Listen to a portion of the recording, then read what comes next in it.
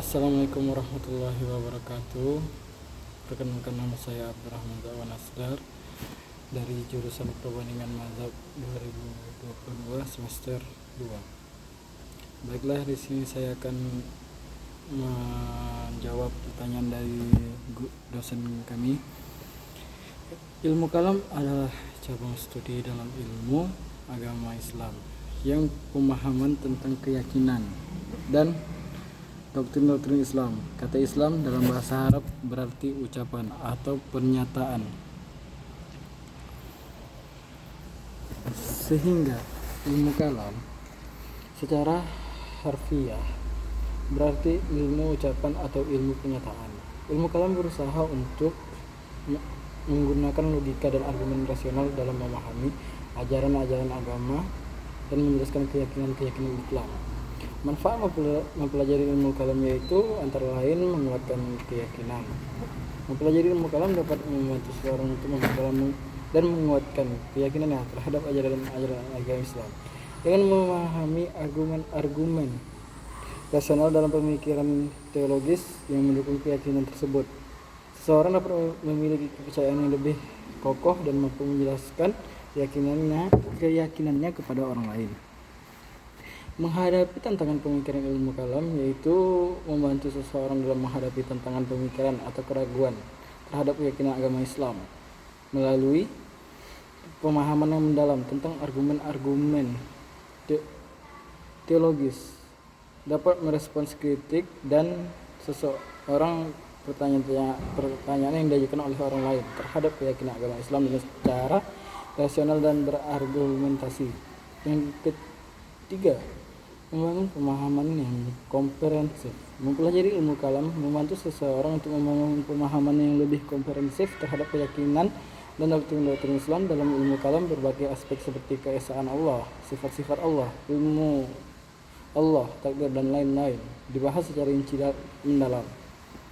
Keempat, menjalin dialog antar agama. Ilmu kalam juga dapat memberikan bekal bagi seseorang untuk berpartisipasi dalam dialog antar agama.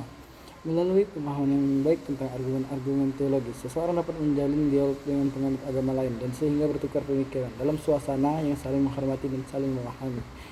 Yang kelima, mendorong pemikiran kritis. Studi Islam kalam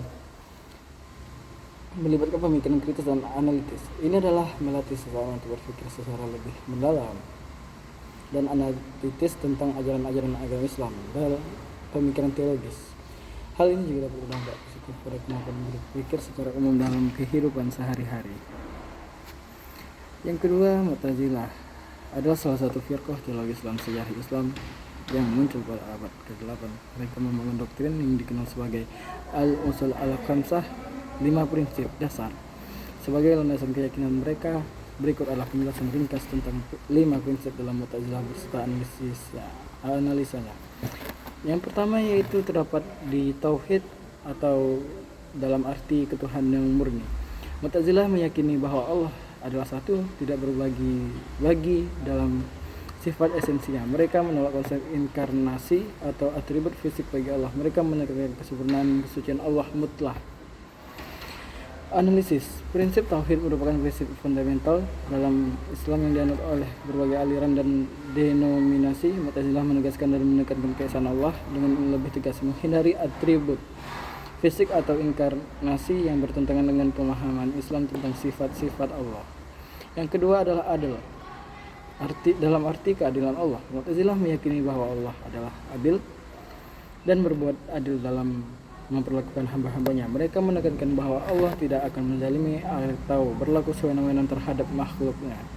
Analisisnya yaitu terdapat prinsip keadilan Allah adalah konsep yang diterima oleh mayoritas aliran dalam Islam. Mu'tazilah menegaskan bahwa pentingnya keadilan sebagai atribut utama Allah yang mengarang pada pemahaman bahwa perbuatan Allah selalu adil dan tidak ada ketidakadilan dalam hukuman atau pahalanya. Yang ketiga, wa'id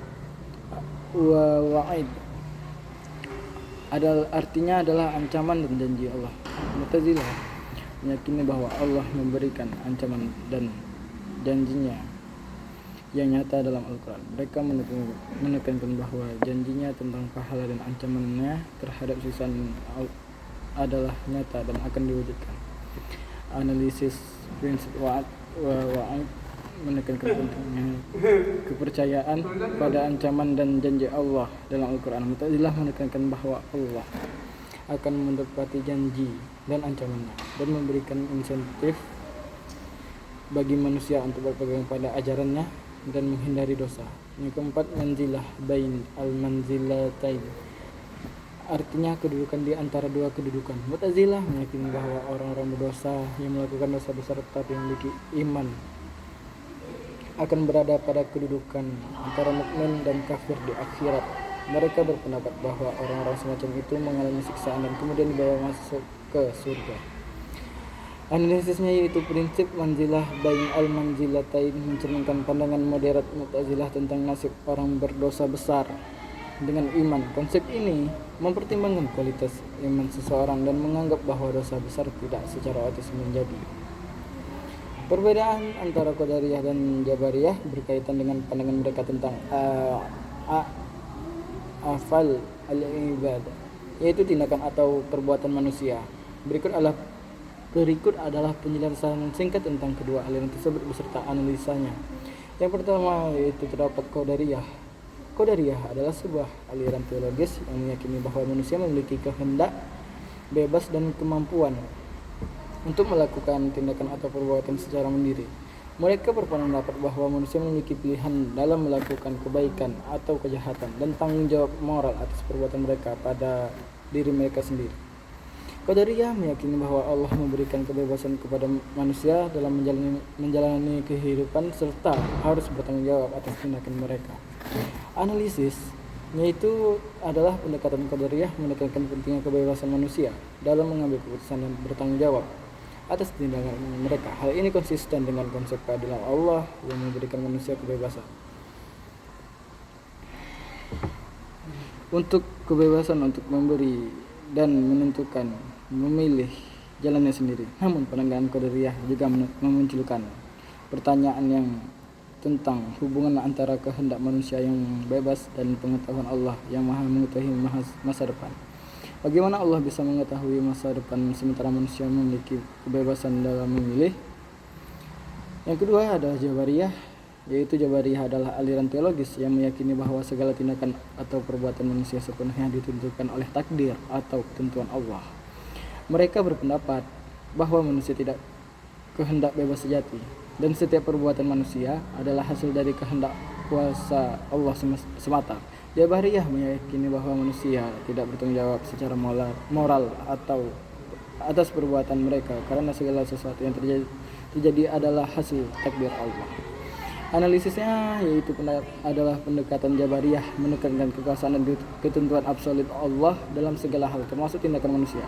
Hal ini mengabaikan konsep tanggung jawab dan moral pilihan manusia. Pandangan Jabariyah seringkali dikritik karena terlihat mereduksi peran manusia menjadi sekadar yang tidak objek dan tidak memiliki kendali atas tindakan mereka. Pandangan ini juga dapat memunculkan pertanyaan tentang keadilan Allah dalam mempertanggungjawabkan perbuatan manusia jika segala sesuatu ditentukan olehnya. Penting untuk dicatat bahwa tidak semua kelompok atau individu dalam Islam mengikuti atau menganut Qadariyah atau Jabariyah secara murni. Terdapat pula pandangan-pandangan yang berada di antara keduanya atau pandangan yang berbeda. Secara keseluruhan, pemahaman dan intervensi agama dapat bervariasi di antara individu dan aliran-aliran dalam Islam dan penting untuk menjaga dialog yang baik dan saling menghormati perbedaan dalam memahami konsep-konsep teologis tersebut. Baiklah, saya Abdurrahman Zawan Asdar mengundurkan diri. Wassalamualaikum warahmatullahi wabarakatuh.